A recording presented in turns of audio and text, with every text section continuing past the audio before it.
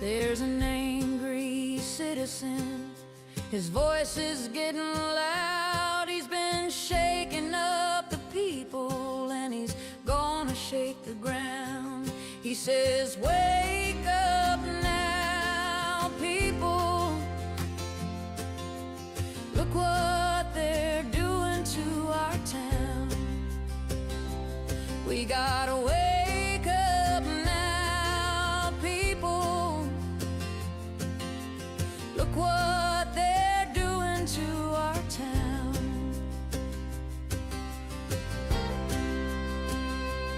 So he's reading the Constitution and he's calling up his friends. He says, I'm ready for a revolution and I won't stop till the end. He says, wake up now, people. We can't let this happen again. We gotta wake up now, people. We can't let this happen again. He's gonna rise, he's gonna rise, he's gonna rise up. He's gonna rise, he's gonna rise, he's gonna rise up.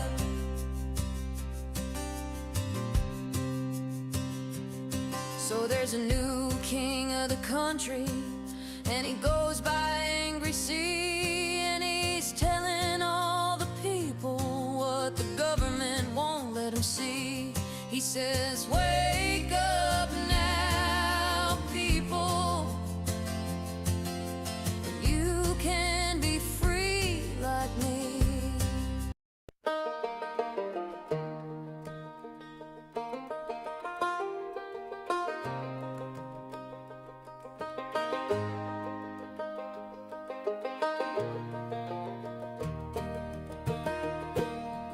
We won't stand for corruption. We won't stand for stealing kids. This is the Tiff and the Punisher podcast, now joined by the angry citizen. This is a powerful trio, set out to spread the Constitution. This is a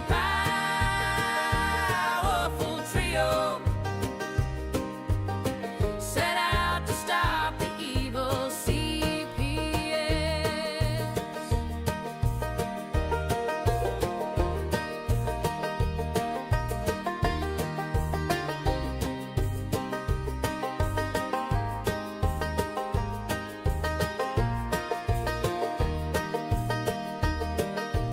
We won't stand for corruption, and we won't stand for stealing kids. This is the Tiff and the Punisher podcast, now joined by the angry citizen.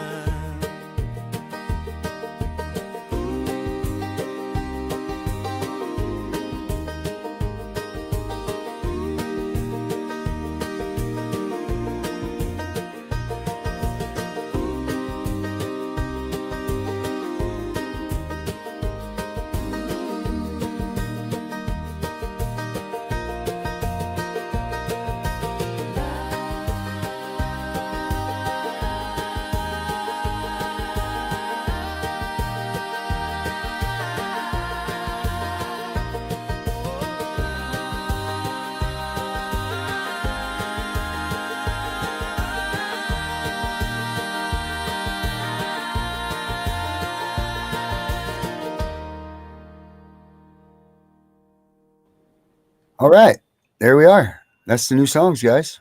I think it was only necessary that we did one for Dana on there. So that's our new songs for Thursday night, everybody. What'd you think? It's good stuff.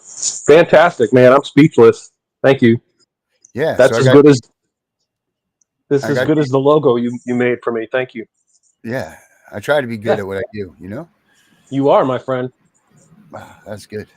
That's Yep. good. What everybody else think? Do you guys all think that was good? Yeah, I like it too. Everybody else stayed in here, so that's good. That must mean that they dug it. So that's cool. I'd We say got so. everybody stayed. They didn't hate it. Right, they didn't hate it, so that's perfect. There you So go. I'm just trying to get this off the screen here with us, and then we'll go. What's up? What's going on? Anybody got anything good to talk about? Boy, you guys are raising hell down there in Virginia, huh? And I get Alabama's raising hell too. Do you guys see that with that little kid that was in the car? They're trying to do all kinds of freaking stuff down there in Alabama against CPS now. All because of that kid being that was where the kid was in the car, right? Yeah, but why does a child have to die before they fucking fix the system, man? That's terrible. Yes. Well, Yes. here's the thing. Why do they even have to have the system if it doesn't work? Like, who prevented that from happening? Actually, they made that happen. Yeah. That was Money. made by It's them, all Pat. about money. It's all about Yeah. money. That's follow the money. Did you hear Oh, my look at that. ringtone? I heard it. I told Yeah. you it was my ringtone. Yeah. All right. Who's coming? We got a phone call. Yeah, we do. Check it out. Here's this article right here about this. I mean, everybody's going through the roof, and you're right. This is outrage after Alabama 3-year-old dies in hot car while in state's care. And this is the article about him right here, and there he is. Yeah. You're right. So why does it take this kid dying? It says he was a 3-year-old boy who was in the care of a contractor for Alabama's Human Resources Department, has died after being left in a hot car for about 5 hours. The authorities said, prompting an investigation to call from state lawmakers for better oversight. Better oversight. Better oversight. Better, because that would have stopped him from dying, right? How about the Yeah. people that you have working for you are pieces of shit? Yeah. How about, because who forgets a 5-year or a 3-year-old in a freaking car? Especially that's your job. He's obviously a great employee, right? Because he forgot the fucking kid in the car. Yeah, I try very hard to not judge too harshly, but it's very hard for me to hear something like this, and I'm thinking, this is like kind of easy. I mean, that has to be your primary responsibility. How do you forget that you have a kid, a 3-year-old? Right. You just forget that, and then you get out of your car, you shut the door, you go shopping or get your nails done, and never think, oh yeah, I'm in charge of a child. And then that child was taken from their parents. Why? To protect him from harm? Right? This is it. That's some this goes bullshit right there, folks. It goes with what I say all the time. When I say this, I'm like, well, the caseworker could have taken my kid. They walk out across the street, get hit by a bus, and you didn't see that one coming, did you? So this whole crystal ball thing that they use and all this might happen, or it could be down the road, is bullshit. Because look at here, this poor family right here just lost their child. They don't get a chance to go through reunification or any of that stuff, which they wouldn't have anyway. Yep. They were never going to get that kid back. Let's be honest. But they had a chance, and now they don't because of this. And well, this is the thing. They said it was a guy. Mm-hmm. He went to the grocery store, then drove his groceries home. How do you not see the child in the car when you're unloading groceries? Are you kidding me? Mm-hmm. I have a 3-year-old. They are not quiet. Well, even if the kid falls asleep, like, it's like in movies. You know how in movies there's always someone hiding in the back seat? They build suspense. Like you get in, you sit down, and someone jumps up from behind you.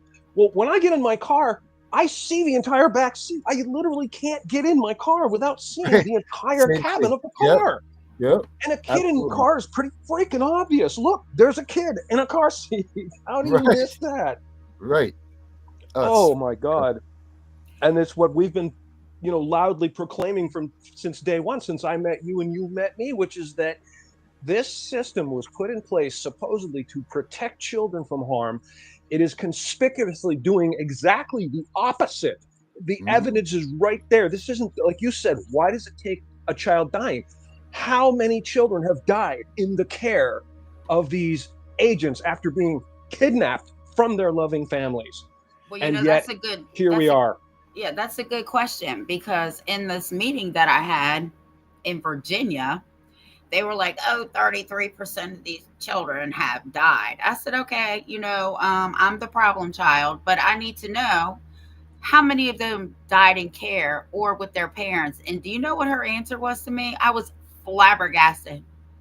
Oh, well, we don't know. The hell do you mean you don't know? Well, someone knows, someone in the agency knows, but they don't disseminate that information deliberately so that no one can answer it.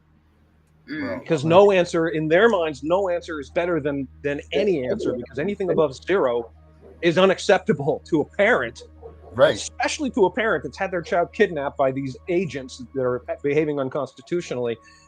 That anything above 0 is unacceptable, because the one child might be your child. And if it can happen to your child, it can happen to my child. And hell no all day on that. Hell no. Yeah. Sorry, I get pissed. What can I tell you? No, Yeah. you get pissed, We man. all do. We should be. People who are like, Dana, why are you so angry? Why are you so angry? You know, You should be angry. No, rape, murder, torture, kidnapping, corruption in politics. Our government's wildly out of control, spending money we don't have, trillions of dollars. Innocent people in jail. Guilty people walking free. Jeffrey Epstein didn't kill himself. Of course, there's a client list. Whoever thinks there's no client list is deluded. But hey, you go about your little life. Go play golf. Don't worry about it, because it's not affecting you, right? Your child's not been kidnapped, so it's okay that Darren's got kidnapped, because he's one of those right white left-wing, right-wing, upper lower middle class, gay, straight, Muslim, Indian, Jehoshaphat Scientologists, or whatever label they want to slap on you makes it okay. Pisses me off. It is. And you know what? And that's it. And that's the problem, is that, and I was one of those people, man, until your children get in the system, you don't care about the system. And that's a problem, man. Most people don't know how bad it is, Darren. I mean, you know this. They're blissfully unaware. And if you ask the average man on the street, first of all, most average men on the street are idiots. But you ask them, like, if a child gets taken from the home, what would you think? And they would immediately tell you that those people probably were bad parents. They probably deserved, and that these people are trained, professionals, and they have degrees, and they're, the whole system. And they say stupid things like, they'll tell you, well, if it was really awful, then we'd know about it, which we actually do. That's literally why we're here and telling you this right now.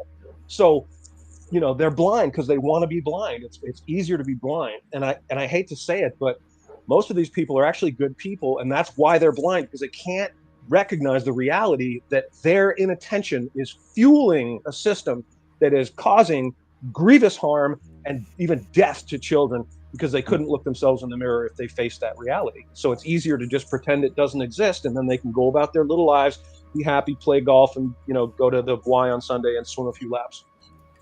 That's where we are.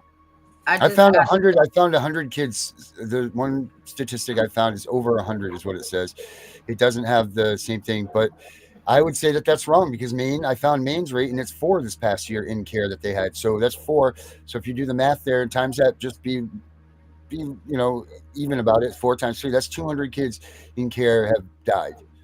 So there's more than that. There's more than that. That's bullshit. Probably, because we don't know about them and they don't share that information. So, Darren, you're probably in the low area, which it's probably double your that. entire it's probably point. Absolutely double that. Yep.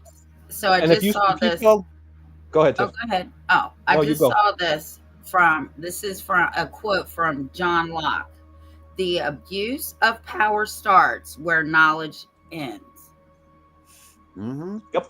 You don't know about it. And that's why we're all on here, because people do need to be educated. They just thought I was this little blonde chick that was crazy out of her mind, didn't know what she was talking about, right? But I lived it. It's my story, and it's not just my story, it's every family story that I encounter. So it can't just be a million stories of all lies. They're all the same. The only difference is the names, places, and dates change. That's it. That's it. I just put up the link for, this is the Annie Casey kid counter right here. It's got all kinds of information. I put that link up in the chat right there on the side. Everybody check that out. It's got all kinds of different numbers, children who are confirmed by Child Protective Services as victims, all kinds of, and this is good stuff. So everybody should check that out and see what they got. I mean, they got down to the kids that are drinking alcohol in the custody of the state. They got kids that are smoking pot. They got all kinds of things going on. The breakdown of the kids by age, children entering foster care. I mean, this is just. And This is how just nuts. ironic. Now, Darren, I don't know if you were on the meeting when she said this, but she said, oh, this age group right here. Now, she was only talking about Virginia, though. She said, this age group right here from 1 to 3, those children are more likely to be harmed or unlived, I'll say. Um, I said, what? I would rather smack a teenager upside his head than hurt a little one, because a teenager Yeah. will fight your ass back. Mm-hmm. Yeah. At least they have a chance. Yeah.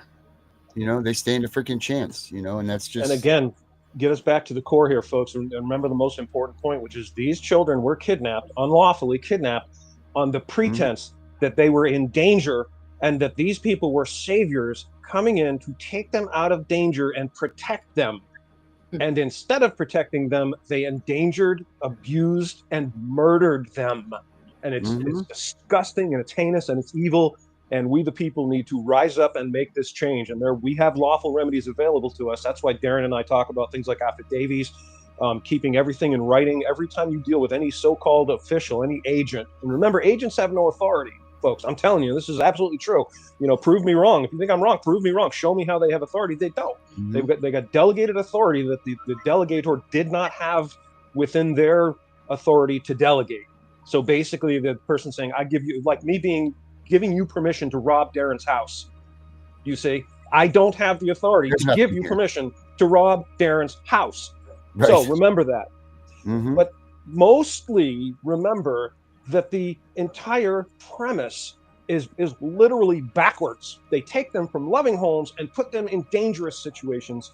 And the way to protect yourself is to be very thorough, very meticulous, know the terms. Don't say taken, say kidnapped every time. Never let them give you the words to use. You use the words that are appropriate. Kidnapped unlawfully.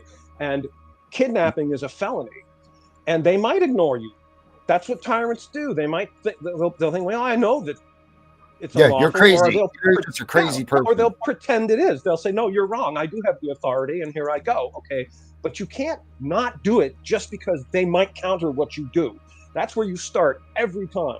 And everything you put in writing, every time that you encounter them, you record it, you videotape it, you put in letter, you came to my house and you did this and you said that, and then you send copies, especially if law enforcement is there, you send copies to the chief of police, and most importantly, you send copies to your sheriff.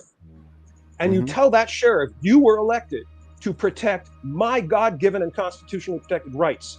And I expect you to do that, and I expect you to honor your oath. Ask them straight up, did you swear an oath? When you put that uniform on and you're wearing that badge as the sheriff, did you swear an oath? And then you ask them, what was the oath you swore? And this will help you. It really does. It's powerful. They prey on the weak. They're predators, these people. And so they prey on people that don't know their rights and won't stand up for themselves or don't know how to. So that's why we're here, folks. Tell you the words to use, give you the power to fight back. So how do you talk to a sheriff who's in bed with the director of Child Protective Service? Same way. You just ignore that fact because it doesn't change a thing. You expect you will fail. You send him the letter. You are very confident he will not come to your aid and will not honor his oath. But you do it anyway. I told him that. I already told him that. I told him to his face. And you did the smart thing. You recorded it.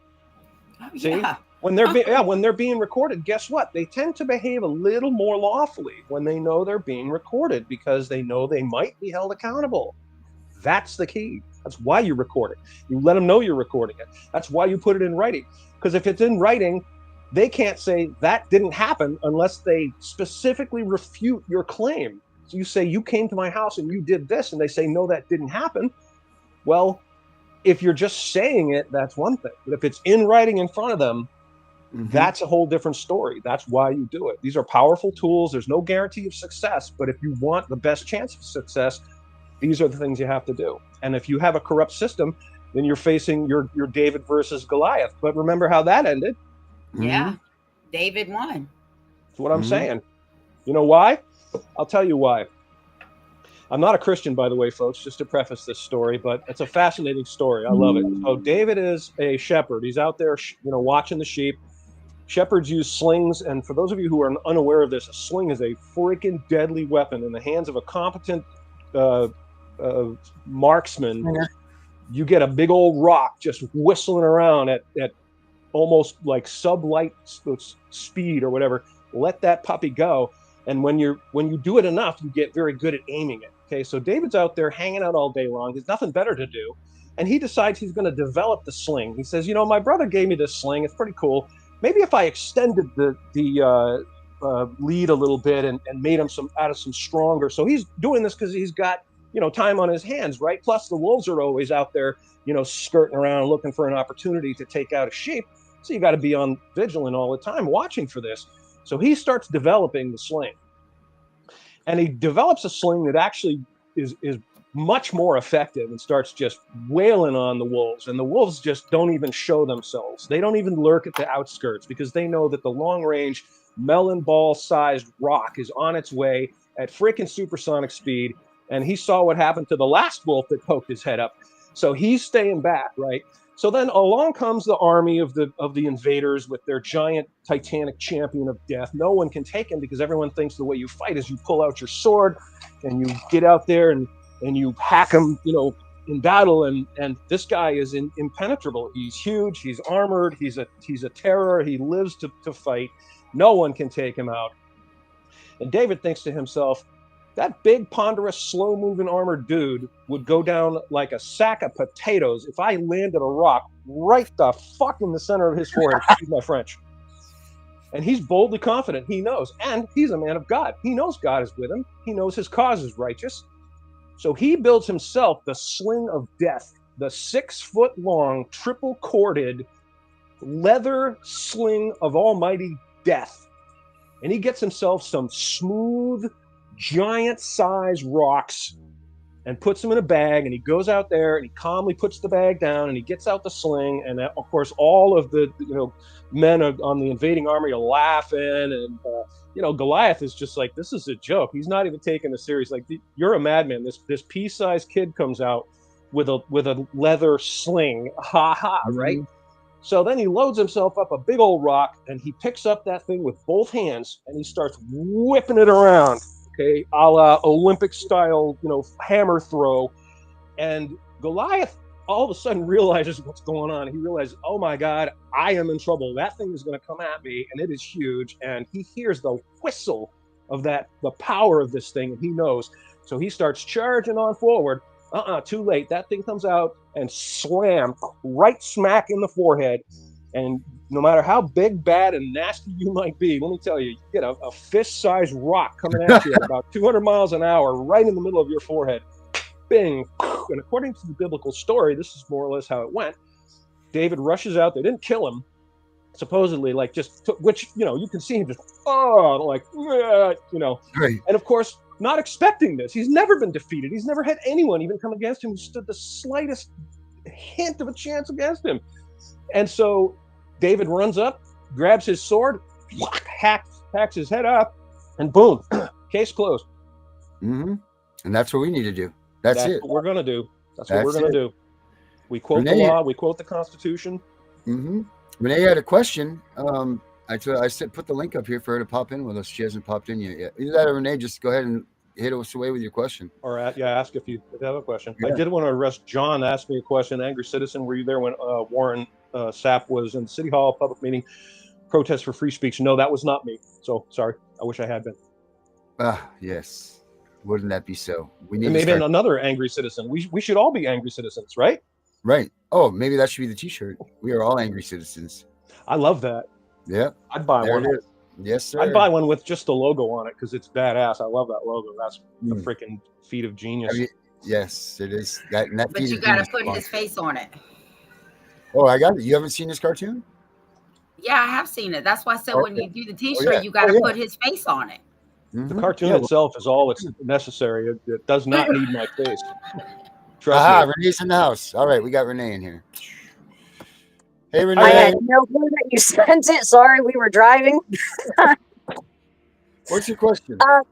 So, since in every single show so far that I've seen in, and plus listened to everybody's stories and stuff from other states, these caseworkers literally do and say the exact same shit. Mm-hmm. So, are they not fucking trained to do this? Mm-hmm. Yes, they Yep. are. Absolutely. 100%. There's top-down training and exactly what you say, how you behave. And even though it's flagrantly immoral and unethical and even unconstitutional, they do it because that's what tyrants do. That's actually part of what Gunner's lawsuit is that these people are trained to go against the Constitution. Like, they train them how to step into your house, even though you're telling them, no, you can't come in. They actually train them to disregard any constitutional rights of people. This says it right in their playbook. Don't worry about their constitutional rights. You step in their house, you break that barrier, you go ahead and do that, and it's fine. So that's what the lawsuit that Gunner has going on is pushing towards, is that they're trained to break your constitutional rights. Like, they don't care about your constitutional rights. They're trained to go right over the top of them, and that's what's Because happening. my fiance, he was like, well, then that's the government, that's federal and everything. I said, yeah, no shit. Yes, So top down. they obviously have to be taught this. I said, because every single video, every story I read, I'm like, they're doing the same exact shit in everything. I said, just because they word something a little bit Yes. different, they're doing it all the same. I said, so yeah, they have to be trained to be doing this. They have But that protocol. the minute you show up at their house, the police will come and get you for harassment. Yes. Now, I will tell you this. I had a CPS worker just leave my daughter's house. We had court the very next day. We were on a mobile job. The husband comes out and tells us to watch the baby. His wife is on the way home. We had no clue who it was. It was the damn CPS worker. She almost had a heart attack with me sitting right in her garage. I was on the show when you said about that. I was like, oh my God. I Yeah, said, karma's a bitch. yeah, that's right. I want to say one thing here, important thing that we need to all remember, that these people that are involved in CPS, at least initially, think they're doing a good thing. They really do. They believe they're going to protect children. You know, they get sold a bill of goods. You know, they show them propaganda videos about, you know, all the children we're going to protect from abuse and neglect, and you know, they have people telling them all that, you know, this is what a great job, blah blah blah, and eventually the good ones get filtered out because they see what's going on, they object to it, and they're, you know, just like my career with Bank of America tanked very quickly when I started bringing it to the attention of the executives there, some of the immoral things that were going on, unethical practices. They loved me until that moment. Then suddenly I was no longer really welcome on the climbing corporate ladder.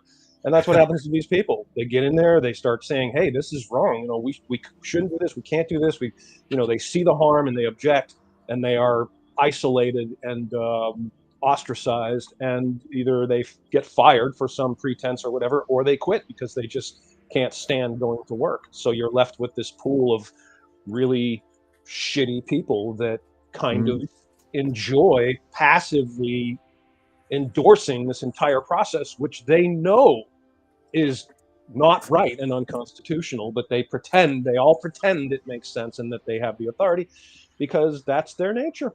Sad truth. Darren and I did an interview with my paper here, and one of the questions this reporter asked us was, "Well, how do you know if you had a good caseworker or not?" I fell right out of my mouth. They quit. Yeah, they quit. That's it. So does that answer your question, Renee, from us? Yes. Sweet. Thank you very much.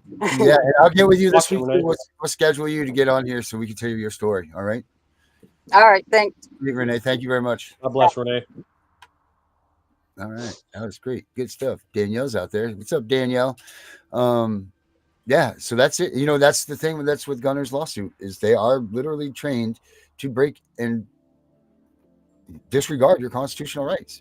And that's not right at all whatsoever. I mean, not only that, it's unlawful, Darren. That it is what's known as acting under color of law. For those of you watching, look that up. Okay, acting under color of law is a felony.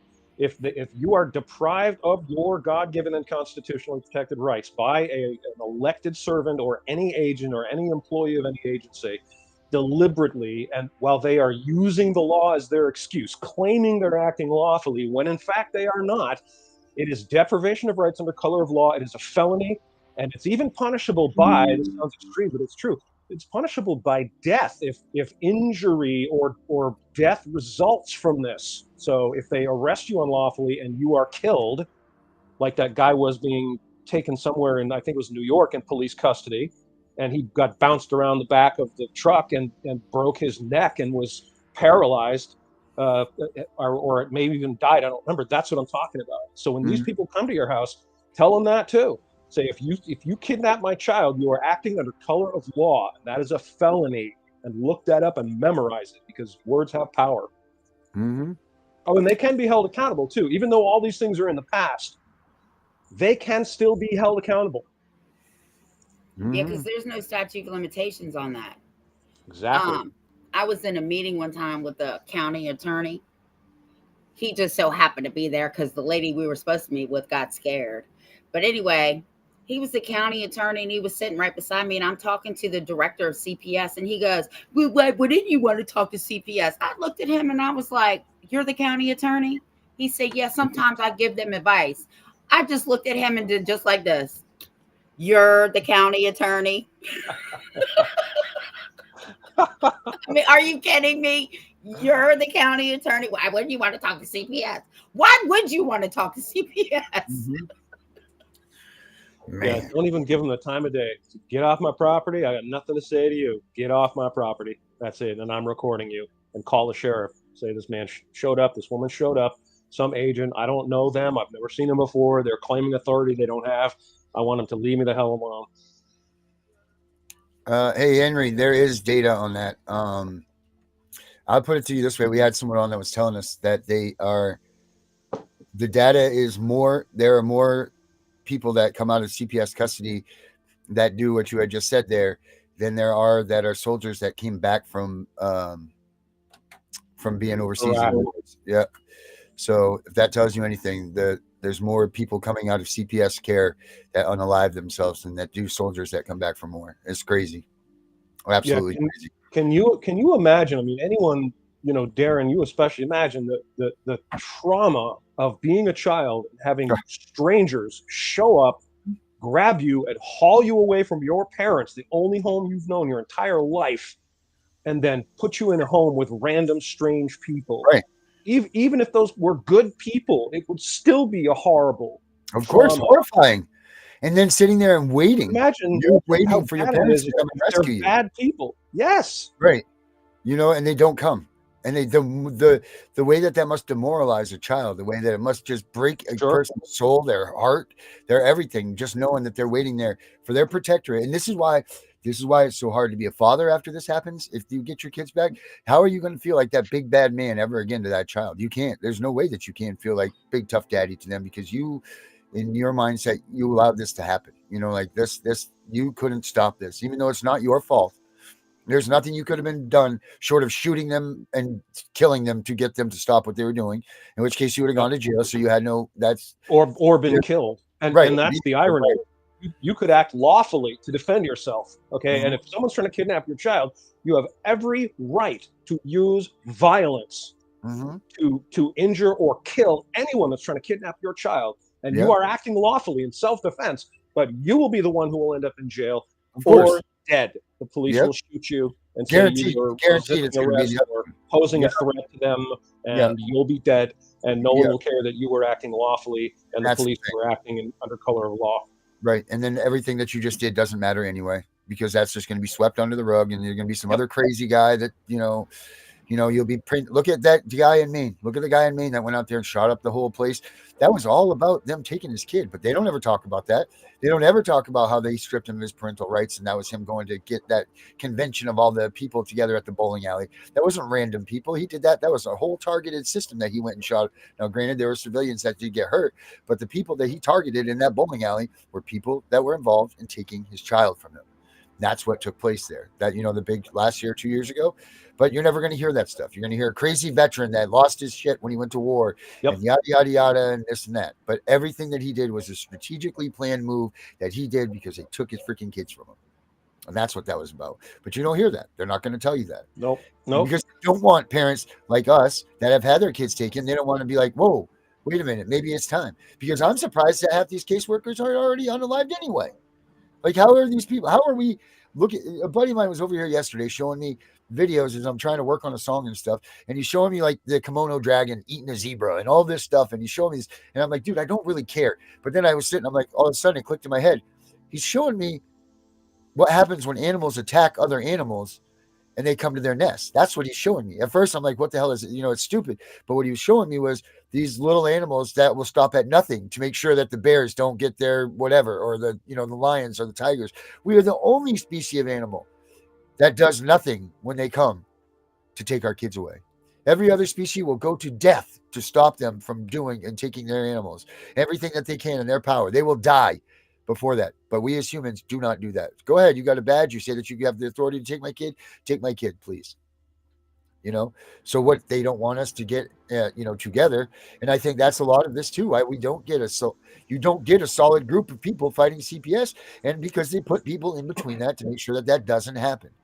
Because if you I get an don't outright, care. Listen, I don't care if they have a badge. If there's not a crime, they shouldn't even be body protection bodyguards for CPS. I used to right, repo cars. And let me tell you, I would have to go into these jurisdictions and call the police department so we didn't get arrested for grand theft auto. And they Yeah. would, yeah, right. The only thing they said was, we're not accompanying you, but if it's not peaceful, you have to leave. That's exactly what they said to me. And I can't leave with the car if it's not peaceful. So why is I call them the repo kids. That's what I call them. there it is, repo kids. Yeah, that's it. I like that. The repo kids. Yeah. Kidnappers. And Yeah, then they hold your kids for ransom because they want you Yep. to do all this crazy bullshit and don't want to pay for it. And then they get Yep. the federal funding for it and say, oh, you were offered services, but you didn't want to take them. You denied them. And that's why I push so hard for kinship, right? If these kids really, truly, now we're talking about the ones that truly cannot stay in the home, okay? I'm not talking about the other ones. If they truly cannot stay in the home, why are these kids going into foster care besides the money? We all know that.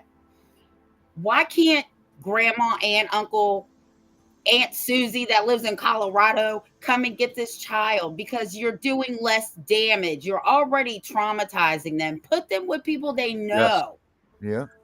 Yes. 100%. It's disgusting. And the facts show it. I mean, all you need to do is look at the harm of removal. It's done that study by the University of Baltimore. I stand behind that, and everybody should read that study. It tells you that everything that they are doing is wrong.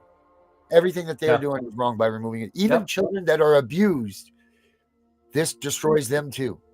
Like they already have a hard enough time with being in abuse, and that sucks, and it is. But it shows that mentally and all of the things that go along with that, they too are completely destroyed. Once you are removed from your safety net that you call your home or what you've been brought up with, it's over for you. You've lost everything for the rest of your life. You've lost your safety, you lost your heart, you lost your soul, and that's it. That shows that this is the devil's work because they're taking your soul from you. You know, like, and they are doing that. You know, like they are doing that to the parents. They're doing that to the kids. You know, all of these parents out here that are writing up on here, including me, including Tiff, including everybody that's had it, I don't give a shit anymore. I don't care. There's nothing that I care for. There's nothing, you know, like I used to be the guy that would plan on weekends and would do the, you know, let's have a barbecue with Sally and Dave and blah, blah, blah, blah, blah. I do none of that stuff anymore. I don't look forward to vacations. I do nothing. I just exist in time. And that's what I do. And I try to make sure that this doesn't happen to anybody else. But as far as caring for something and loving something and having feelings for something, those are gone, man. Once they steal your soul from you, like your kid, that stuff's gone. You know, like what do you have, honestly, like what do you have to live for if they've taken what you were living for from you? You know, like you can make an artificial thing to live for. Sure, you can make a cause and say that you want to do this, this, and this. But in reality, what do you have left in you? What do you have to drive you anymore? You have, you know, like, so I'm glad that we do stuff like this because this gives all of these people something. You know, they look forward to this. They look forward to us coming here because up until this happened, they had nothing. They had nothing to feel like they were a part of. They had nothing to be a part of. They didn't want to be a part of anything because your kid's freaking gone. Your whole, you know, everything about you is about what you have to do for your kids. The next thing that you need to do for your kids. It's never about you as a parent. It's about what you have to do next. You know, I have to get them ready for bed. I got to brush their teeth. Can't wait till they go to bed so then I can have a minute. You know, like it's all based on what you're going to do for your kid next. And they take that from you. They rip that away. And it destroys everyone in the family. Everyone. Even the brothers, the sisters, everybody. Destroys them all. And it does. My own kids are living proof of that. Okay, my daughter, my oldest daughter, is 36 years old. She still has PTSD. And then when they came in and tried to take her son, her PTSD went from 150 to 1050, and I had to keep her calm. But not only that, the only bright side to any of this is that when these children age out, they can then turn around and sue for their removal as a child.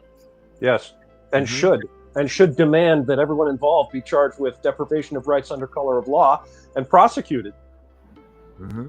I mean, if we do that enough, if we serve enough of these people under color of law, then they can't come to us anymore, right? Like, well, so they will at least start taking it seriously. See, because right now they see no threat from us.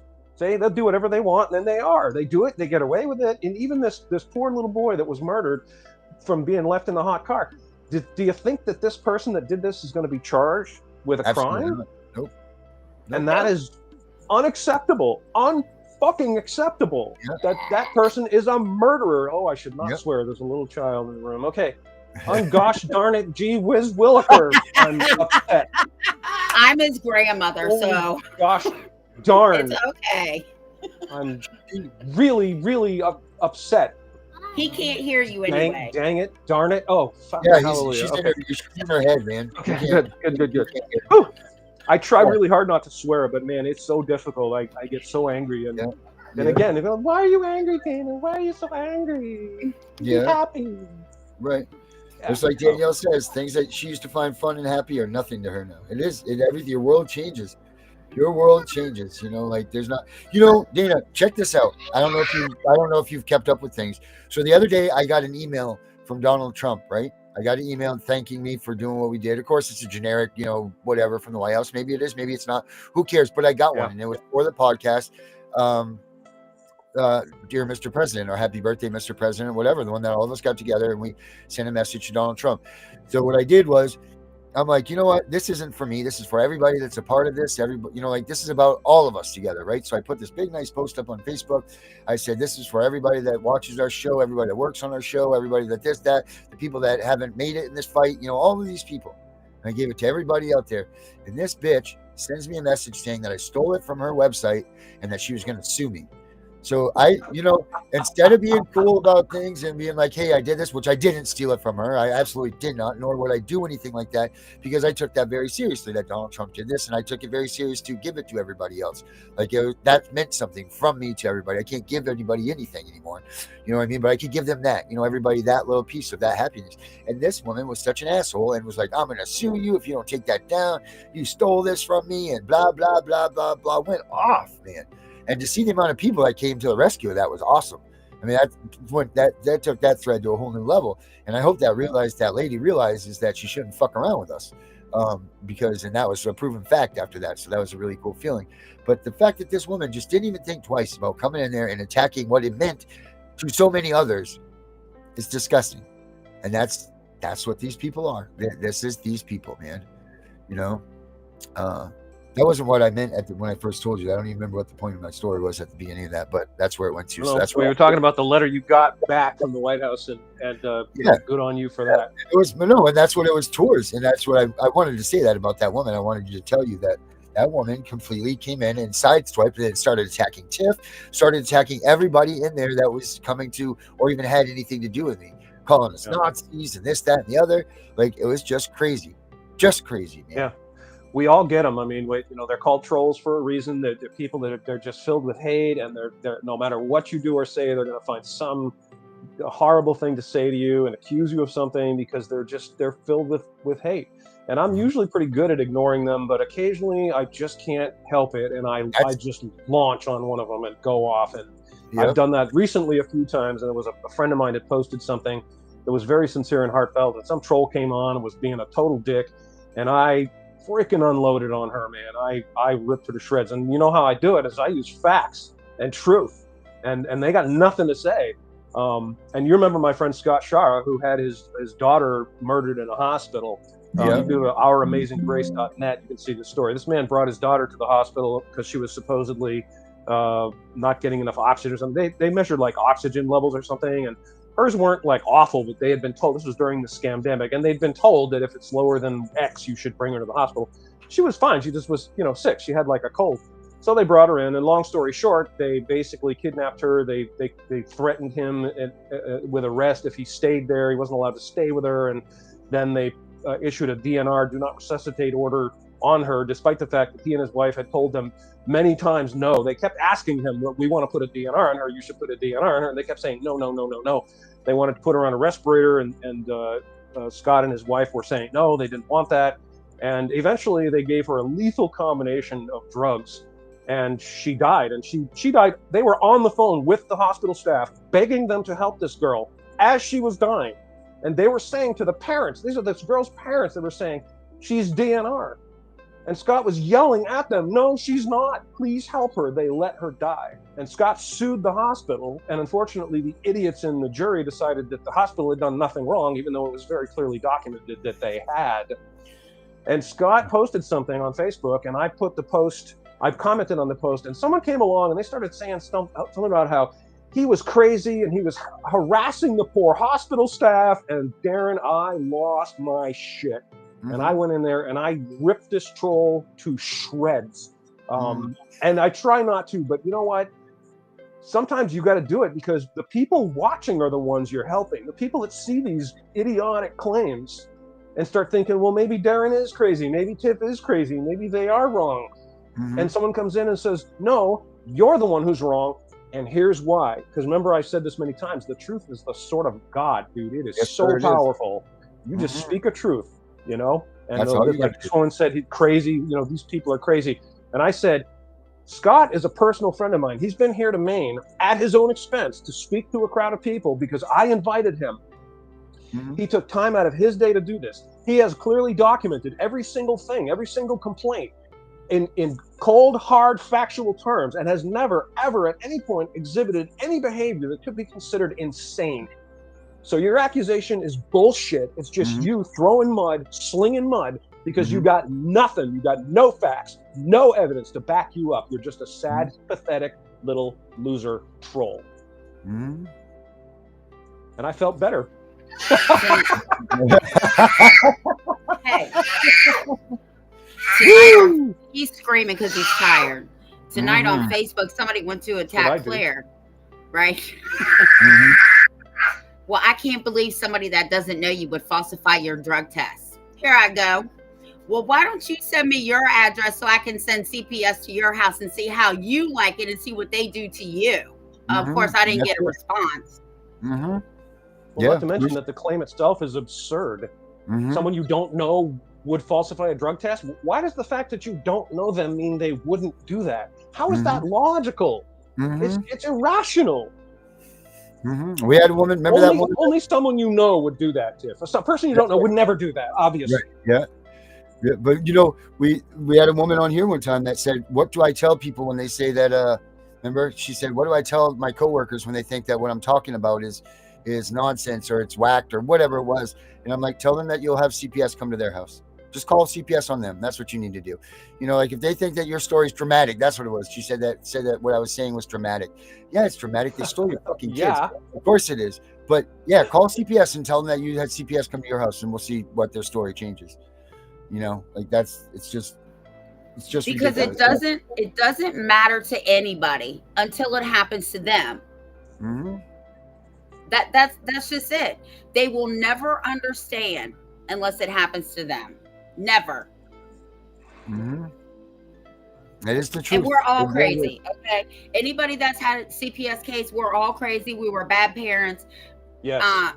Okay. Automatically, you are automatically guilty. Guilt by accusation. It's one of the worst premises people endorse and permeate in our country. Guilt by accusation. It's completely un-American. As soon as you're accused, you must be guilty. Oh, Tiff, she's a crack smoking, crazy Nazi supremacist, whatever. And boom, it's true. Just like that. No evidence necessary. Oh, well, case closed. If I'd only known. It is. It's just like that. It's just like you say. It's just like you say, man. Everybody is, in the 4 years, I've been doing this for like 4 years now, I think, when I was with Vincent Davis, and then I started my own stuff and all that. I have yet to come across one parent that I could honestly say is 100% worthy of having their kids taken. Now, I've come across some parents that I'm like, whew, they probably do need some classes and probably some assistance. Right. But I've never met a parent that I've been like, you know what, they aren't worthy of having their kids. I've yet to come across one, the ones that here in Maine, there are 2 cases of children who died who were literally beaten to death by their parents. In both cases, CPS was aware of these situations, had answered numerous complaints. So they literally don't do the thing they claim they're doing, the thing that is the very reason for their existence, they don't do, but they then take children from homes that are not abusive or dangerous and put those children into harmful circumstances with dangerous predators and psychopaths. Yep. That's the truth. And that being said, do you know why they do that, Dana? Right, because kids that are actually hurt are unadoptable. Kids that are actually beaten up and all of that, they don't want them to be there. But check this out. Look at what just came across my Facebook while we were on the show. Look at this. Hi, we are the Albricks. We created this business to provide support and help to other hopeful adoptive parents. As we know firsthand, the process is not an easy one. Tired of paying large amounts of money to agencies or for Google ads? I know we were. We created a Facebook adoption page and started advertising on social media. This strategy helped us connect with many different birth mothers between 20 and 23, early 2025. This resulted in 2 different adoptions during that time frame. We are now thrilled to say we are parents of beautiful baby girl and boy. Reach out to us to learn more about the process and the tool we use to advertise. Visit our website at socialadoptions.com. Look at this business that they're creating now. Isn't that nice? Isn't that nice? That's just so nice. Bet you my ass that CPS and other people are doing that same thing. Bet you $1 million says that. Or if that's not CPS themselves. It is absolutely asinine. Look at this. Look at this shit. It's the craziest thing I've ever seen. So they're going to start and adopt these kids online thing. Let's just come on through. Get them through. If you're going to tell me that these nurses in these hospitals and all of this stuff don't have friends that are in child protective, say, look, we got a couple over here that need a blue-eyed, blonde-haired baby coming. So as soon as you guys give birth to a blue-eyed, blonde-haired baby, you call us right away. Because why are they taking these kids from birth? They're taking these kids before they're at birth. CPS is in the hospital with them before they're birthing, and these parents are never even getting to see these kids. And they're calling them out on, it's drugs, it's this, it's that. All because things like this. That's why this system needs to be taken down. That is exactly why this system can't be anymore, because all this is doing is putting pedophiles in line. This is putting wrong people in wrong places. It's just making it available to steal children, and making it available to do it easily. Because if you're going to tell me that people are going to turn this system into a good system, you're out of your fucking minds. Burn it down. That's and right. Let us decide who. You have to have kids. You have to be gone through life experiences. You have to have a lot of credentials to be a CPS worker. You have to know how to read people. Agreed. Yeah. If you're going to have the system, it has to be accountable. You have to have the necessary training, and mostly and entirely, you have to follow the Constitution. You don't get to just ignore the law just because you want to. And you don't get to claim authority you don't have. And if you do something that is unlawful, then your ass gets arrested, thrown in jail, and you get tried according to the law of the land and sentenced accordingly. Yeah, and watch the things change. Watch one of them get hauled into court and punished appropriately, successfully charged and prosecuted for deprivation of rights under color of law and sent to fucking jail. Okay, and watch the others fall into line. Watch them. Yep. That's it. You got it. That's it. Well, that's it. That's just it, That is just it right there. And I think that is just it, guys. I think it's that time. I think, Dana, you ended it on a good words, man. All right. Well, thank you, brother. Appreciate you. Tiff, everybody, thank you, guys. Your participation. Thanks to our audience. Yes. We appreciate you. And me and Tiff will be back tomorrow afternoon. So keep a lookout for us. We'll surprise you what time we're on. I'll Thanks, see you next everybody. week, my friend. Yes, sir. Won't stand for stealing kids. This is the Tiff and the Punisher podcast. Now joined by the angry citizen. This is a powerful trio. Set out to spread the Constitution. This is a powerful trio. Set out to stop the evil CPS.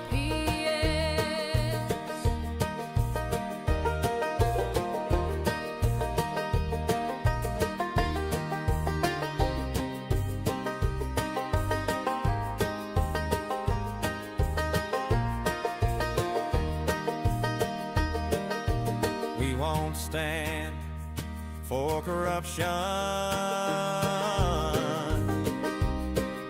and we won't stand for stealing kids.